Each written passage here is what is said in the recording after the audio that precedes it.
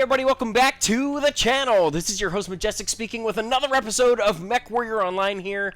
In front of me I have the brand new Clan Medium mech. This is the Viper. And in particular, I am going to be taking out the hero variant for you guys today. This is MEDUSA.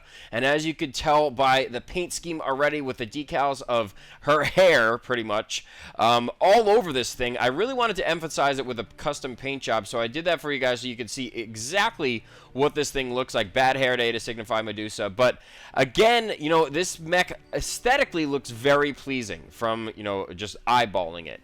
Now, we're going to dive into the nitty-gritty, though. You guys need a full encompassing perspective in order to make an informed decision as to whether or not you should actually go out there and purchase this mech, this pack, for yourselves, if it's something that actually caters to your playstyle. So that's exactly what I'm going to be doing for you guys today. I'm going to dive into everything, the nitty-gritty. We're going to be going through the hardpoints, the quirks, the custom loadout that I placed on it, the modules, a round of gameplay, and then close with some final thoughts. So without further ado, let's dive right into it. Hardpoints, 0 ballistic, 6 energy, 1 missile, 1 AMS. Again, nobody gives a shit about AMS. 0 ECM, and the quirks that go along with it are catered completely towards energy. Laser heat generation bonus of 5%, laser range of 10%. Now, this variant in particular, MEDUSA, is the only one with 6 energy hardpoints. There are 2 other variants that have 5 energy hardpoints. So, you know, you have to pick and choose your spot as to whether or not you really are dedicated to having a laser boat or not. That's pretty much the main use of having the MEDUSA in your arsenal. So, I'm going to dive into my loadout in particular so you guys can see, again, I had a couple of things in mind to make sure that this video really catered to what I wanted it to be. So, I wanted to fill out every single hardpoint that this variant has to offer. And in order to do so, I know that there are some predetermined, you know, fixed slots that are already taken between jump jets, the engine, you know, a structure, everything. So I had to make sure that if I wanted to fill those hardpoints, I had a limited amount of tonnage, and I had a limited amount of you know, variability in the hardpoints that, you know, I wanted to fill while also maintaining a decent heat management ratio. So with those 6 energy hardpoints, you can't put anything higher than smalls on there without completely frying your mech, unless you don't want to fill out all 6 hardpoints.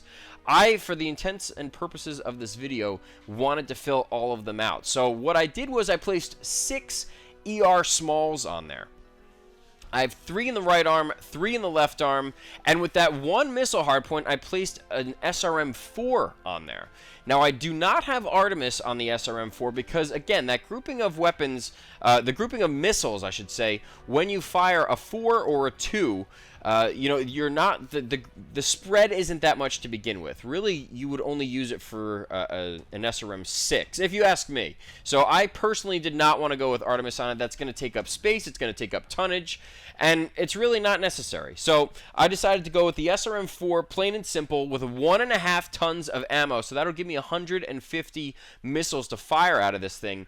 Now, with the 6 ER smalls, that is the most optimal hardpoint loadout that you could possibly place on this mech if you're looking to get, you know, to fill all the hardpoints, to maintain the best heat management ratio, given those energy hardpoints, and also, you know, to provide the most amount of DPS. Because given everything else in consideration, 6 ER smalls is still going to lay off some heat.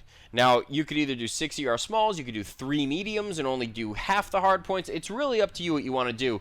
But again, for my type of playstyle that I like to use out there on the battlefield, I'm a skirmish brawler. So I want to fill this thing up to the brim, make sure that it can actually compete out there on the battlefield while also maintaining decent heat management and decent heat dissipation.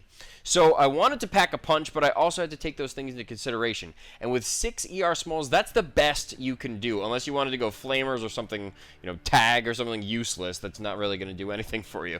I've never seen someone put 6 tags on on any mech. So stay away from that. I'm saying for, you know, for actual damage purposes, 6 ER smalls can really pack a punch at close range. And that's exactly what I feel the intention is with, building the loadout for this mech, this variant in particular. Now, you could put an SRM-2 on there and make it a little more heat efficient, but I decided, you know what, I want to pack a punch with that one missile hardpoint. I don't want to go with a 6. It's going to take up extra tonnage, and I still want to maintain some sort of ammo to fire off, not just like half a ton or something like that. So I decided to stick with the 4, and this is optimal. I played a couple rounds with it. This mech is completely mastered. I wanted to give you guys that heads up now before we get into game, and you're like, well, how are you going 139 kph?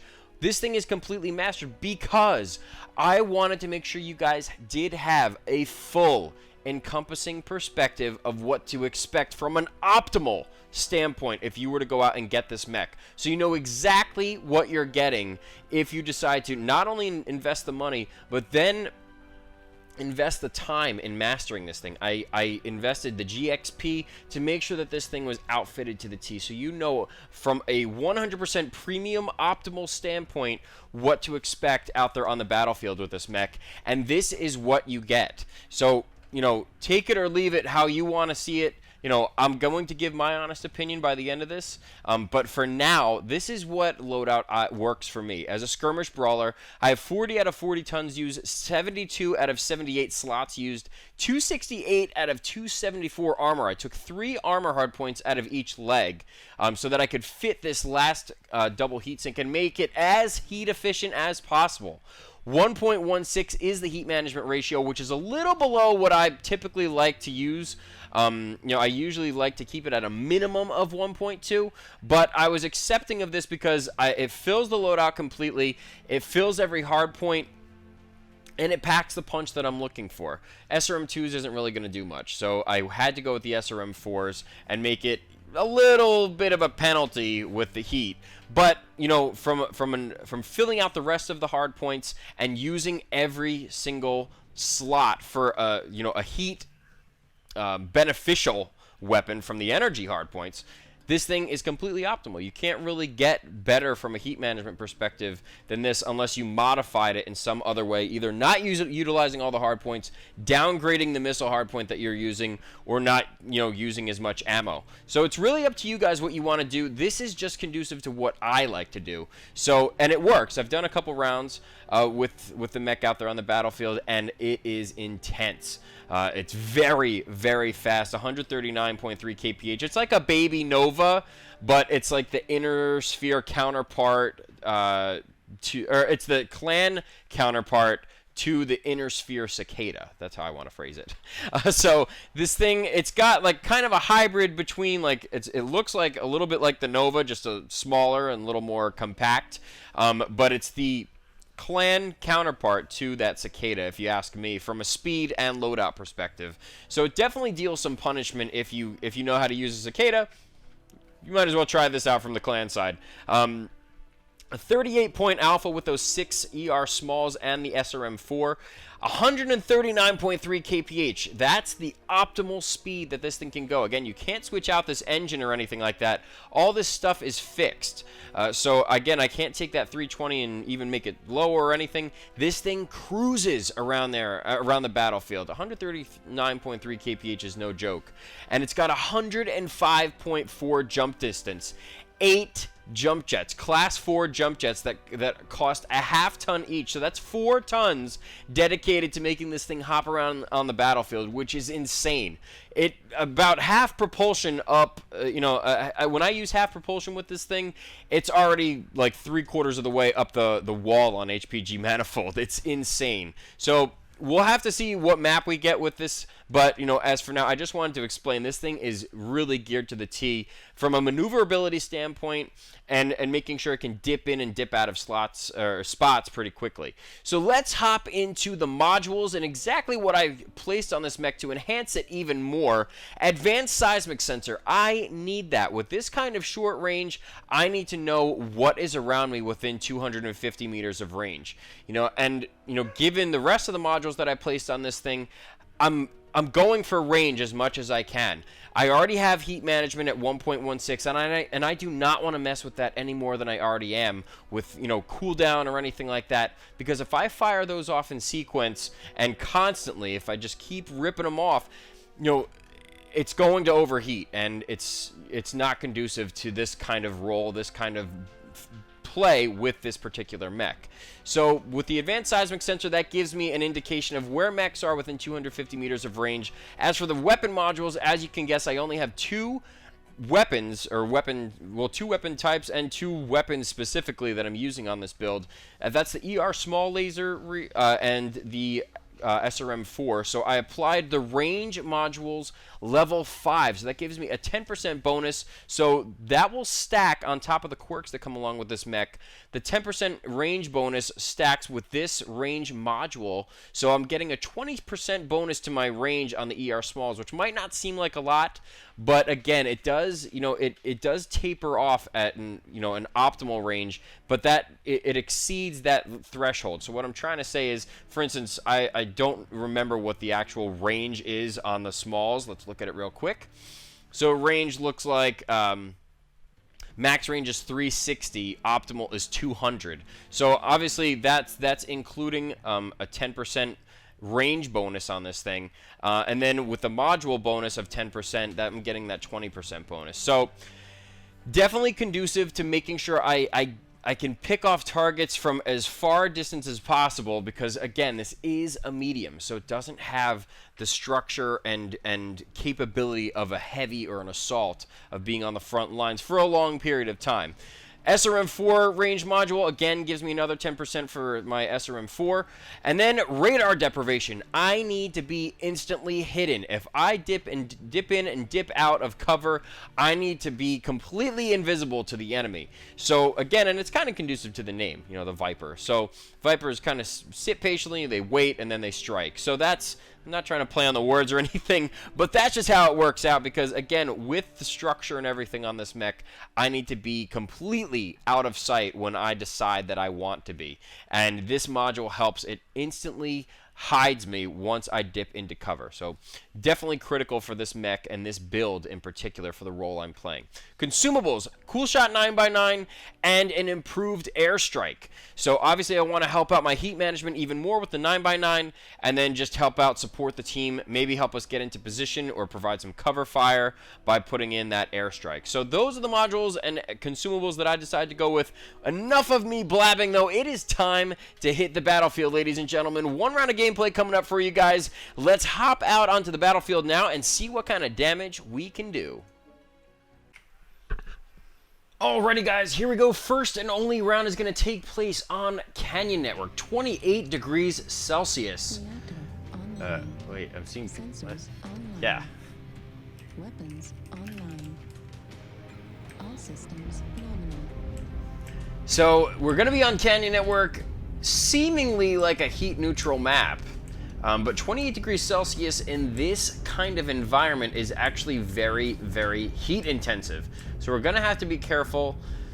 Unfortunately, the game seems to be glitching up a little bit.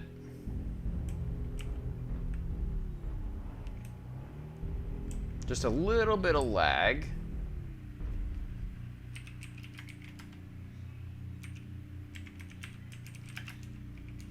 Tell this guy that the Medusa is awesome, because I am having an awesome time with it so far.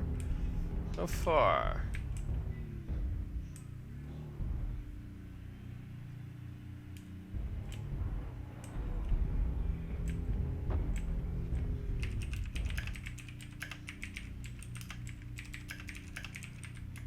Airstrike online.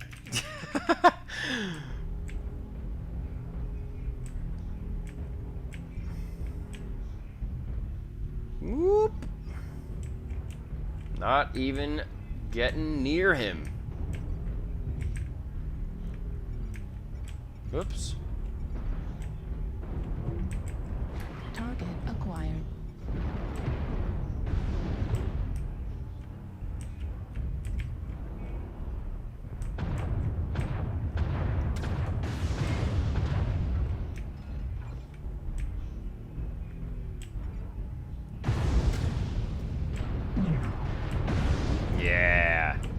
Here come my friends.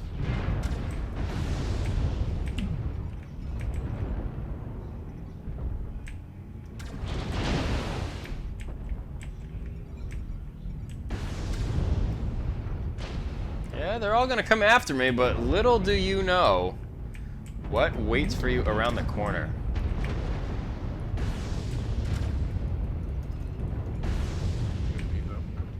Some more shots down on this Stormcrow. He's not gonna come this way, I can tell you.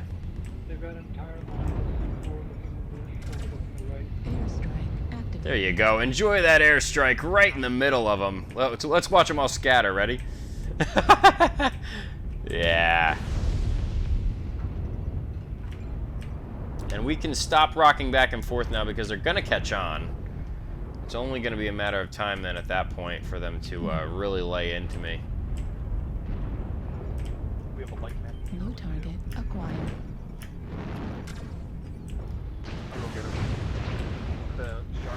Just trying to protect the rest of my team as much as I possibly can.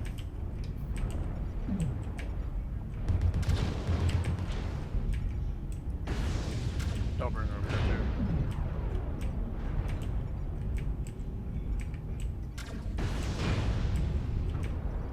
This thing can take some punishment, and he's not even going to be able to see. Heat level critical. Some damage down on the Stormcrow. Get some damage down on the guys coming around the corner now. New target acquired. Target destroyed. Nice, nice, nice. Right Ah, arm no. damage. Who got me? Arm destroyed. Heat sink destroyed. Dang it. Target acquired. I'm gonna go after him if I can.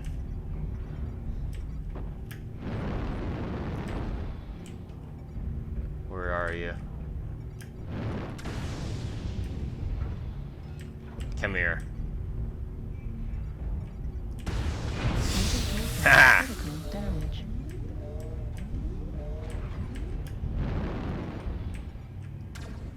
Target acquired.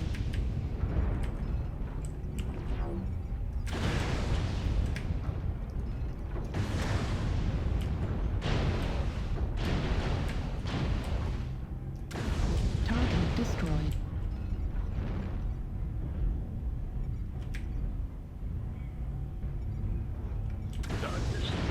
Target acquired. Oh, yes. That was nice. Nice way to clean up. Target acquired.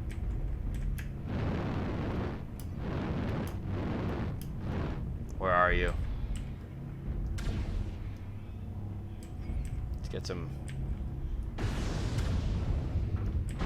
arm critical damage.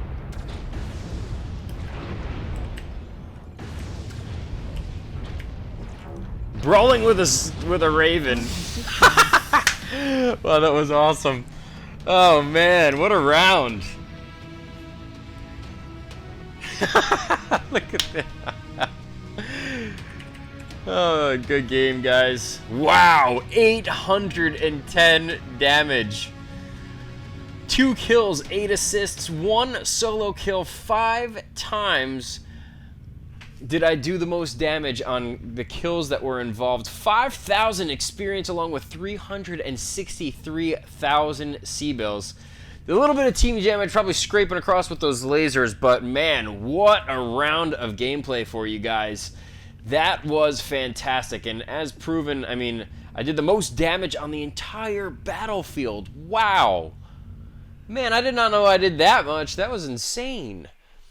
Man, I really have to credit my team as well for helping me get into position, really emphasizing the role out there on the battlefield of a skirmish brawler, helping with the support, the artillery, battering those heavies and assaults with long-range weaponry. So I think that gave me the opportunity to get closer, really get those kill shots, get in there, lay down some damage, really kind of distract them so that I can, you know, create components, sever stuff off, and ultimately capitalize.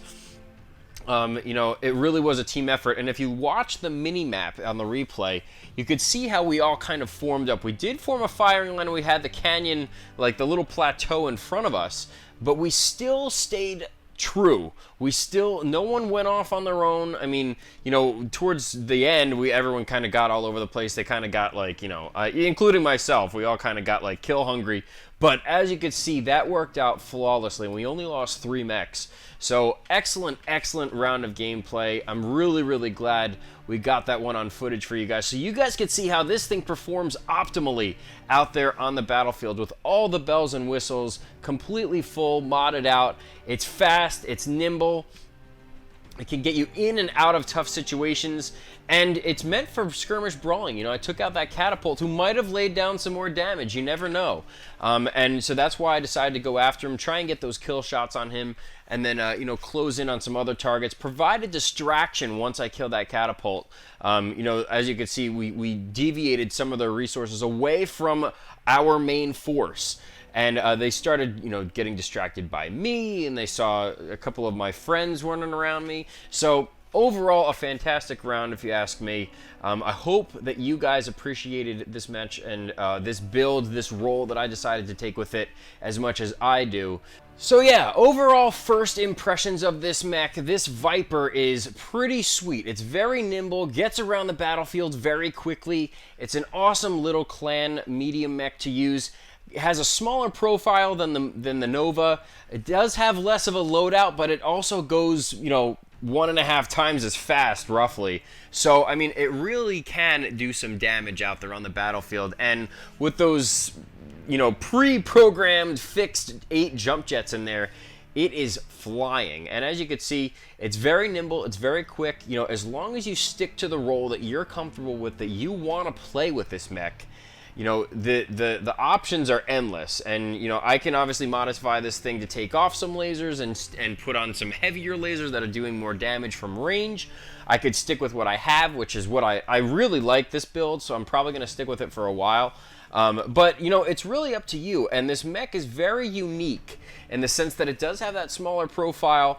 It is pretty covert. I mean, it's pretty, like, assassin-like. And not to play on words of being a Viper, you know, being patient and then striking, so on and so forth, but it really does kind of give that vibe. And, you know, it's kind of, you really don't realize it's there. Like, even that guy that I was, you know, kind of battling with at the end before he overheated, you noticed him, but you didn't. Like, you were focused more on where the Raven... I was focused more on, like, where the Raven was going and where he was in reference to this guy. I knew I had to take this guy out, but, you know, the Raven I was also looking at, I was making sure there's no one behind me. It's like, you know he's there, but you don't expect the kind of output to come from this mech that it does, especially given its profile. It almost looks like just a really bulky light, but it's not. You know, it's got a bigger profile than a light, and it's 40 tons. But, you know, it definitely works for what it's used for, and I definitely had a blast with it. If this is your type of role out there on the battlefield, you like to be kind of sneaky.